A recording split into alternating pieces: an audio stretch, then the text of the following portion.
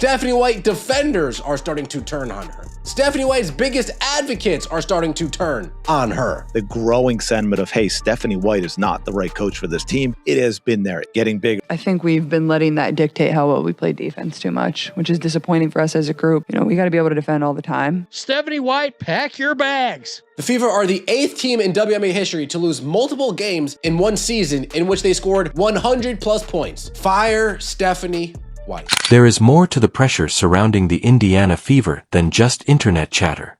After a difficult defeat, it's no longer just a few irate fans venting. The whole basketball world is currently witnessing a storm develop around this team. Caitlin Clark is at the heart of it all. Because fans weren't the only ones that were irritated by what transpired during that game versus Washington. Everything was revealed. The rotations, late game choices, lack of camaraderie, awkward post-game remarks, and, above all, the increasing perception that this team still doesn't know how to make the most of the biggest star in women's basketball. And now fans are reaching a breaking point. Even though the team struggled defensively and the attack was disjointed for extended periods of time, Caitlin Clark continued to put on one of the most thrilling performances of the season, which makes the scenario even more bizarre.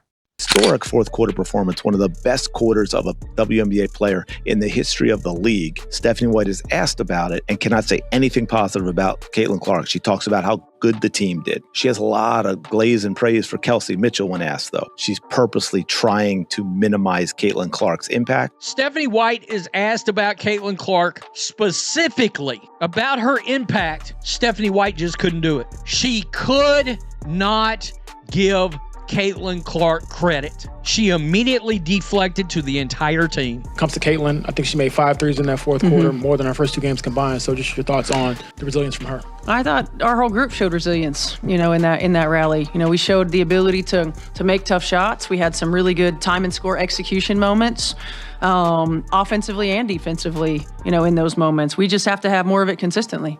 Essentially the same question about Kelsey Mitchell. Start, I guess, with Kelsey Mitchell and what she did to Grammy was something else.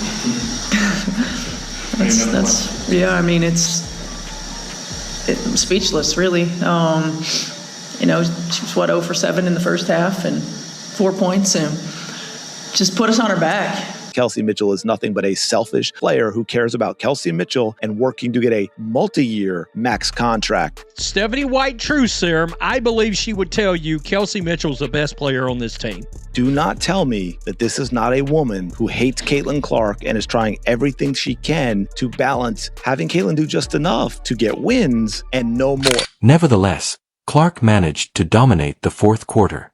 Superstars do just that. And since this fan base is supporting Caitlin Clark more than ever, if you're a true fan, please put CC 100% in the comment section right now.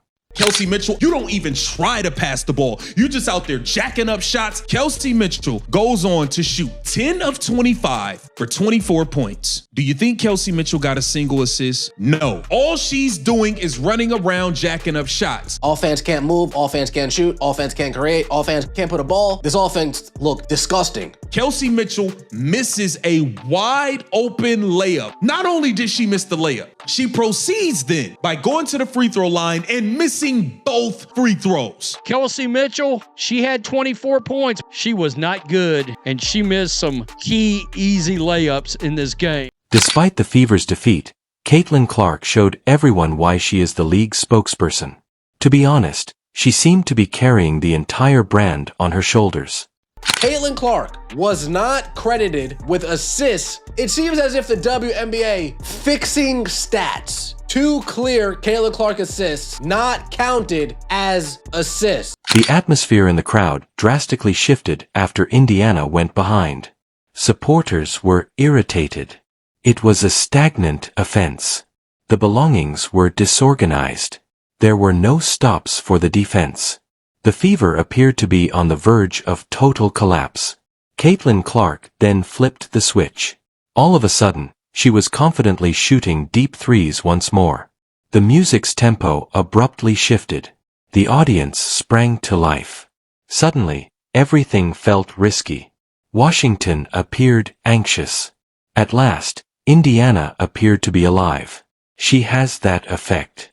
Caitlin Clark tried her best to single-handedly save Stephanie White's sorry A. What the hell is going on? Came out in the first quarter, moving Caitlin Clark, back-to-back threes, a 15-point lead. Next thing you know, the Washington Mystics get a lead. Why? Well, because Caitlin Clark hits back-to-back threes. Stephanie White hates seeing that. She sits Caitlin Clark on the bench. You just find ways to throw off her rhythm. Why do you insist on taking her out? Stephanie White being terrible to the point where Caitlin Clark just said, F all this, I gotta go off. Fire Stephanie White ass. She's a whole bum. She's a bum of a coach. It's an absolute travesty. Stephanie White is using this idea of developing and adding more to her game as a way to change Caitlin's game and take her away from her strengths. Everyone wants to guard when they're making shots. And for us, like, that's our biggest room for improvement right now is when things aren't going well, like, we still got to be able to defend and, find ways to get stops. And we haven't done that very well to this point, the same way it was with our opening game. So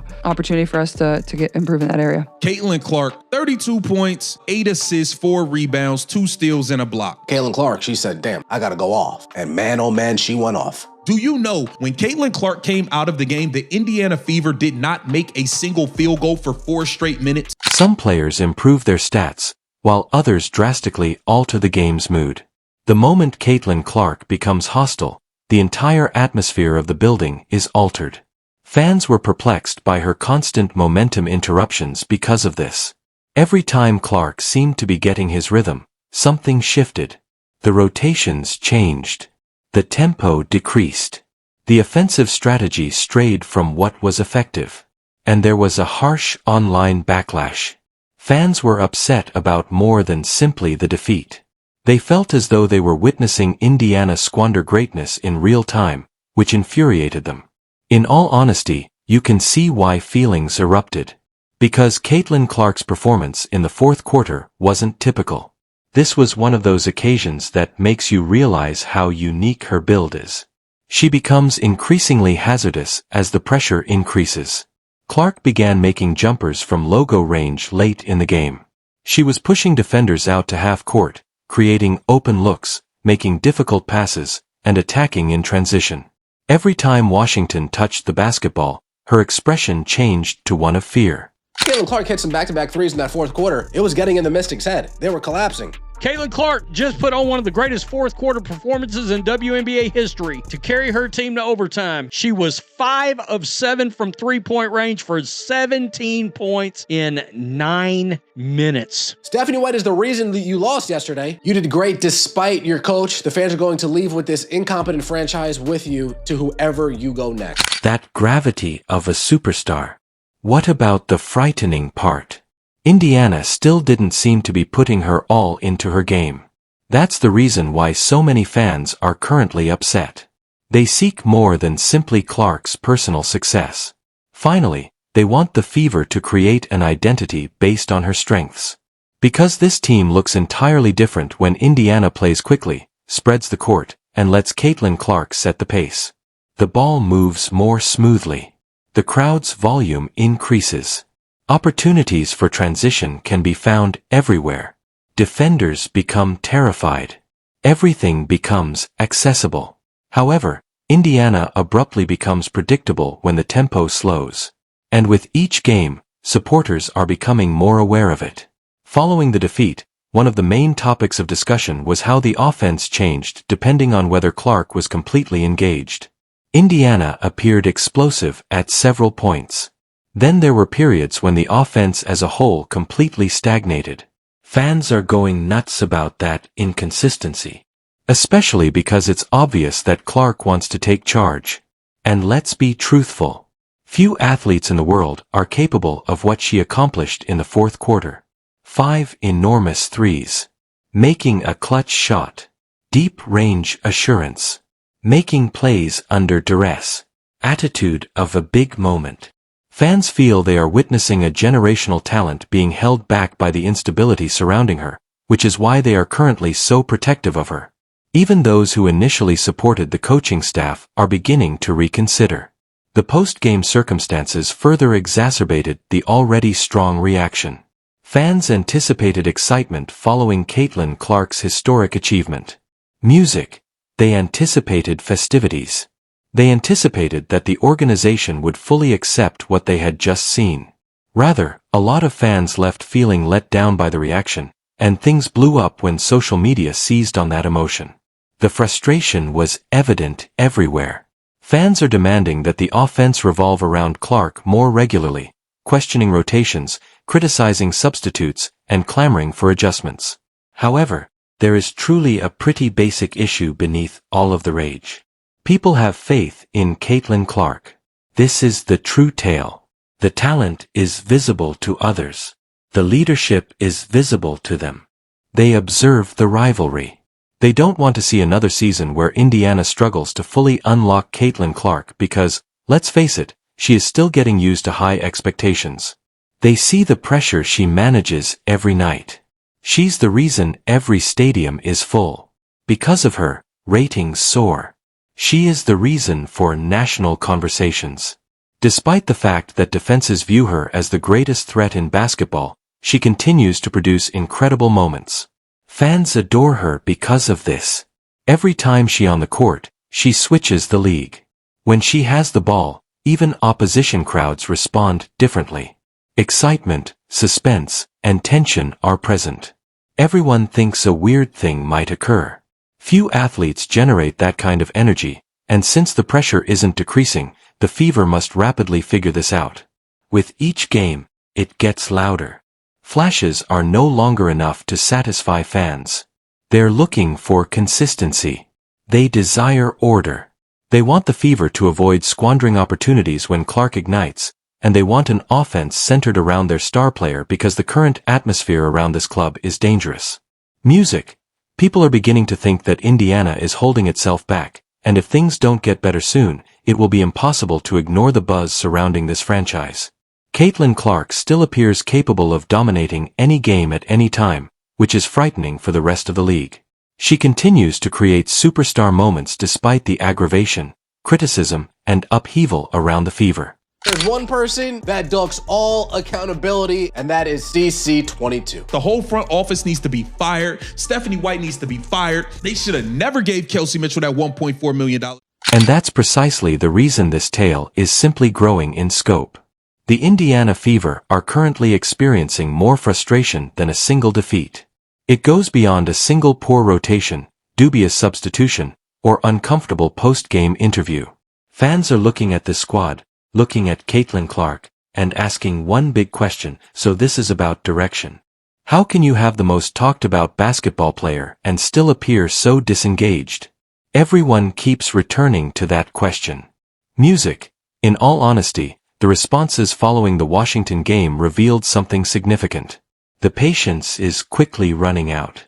Online, you could sense it right away. Fans weren't merely dissatisfied.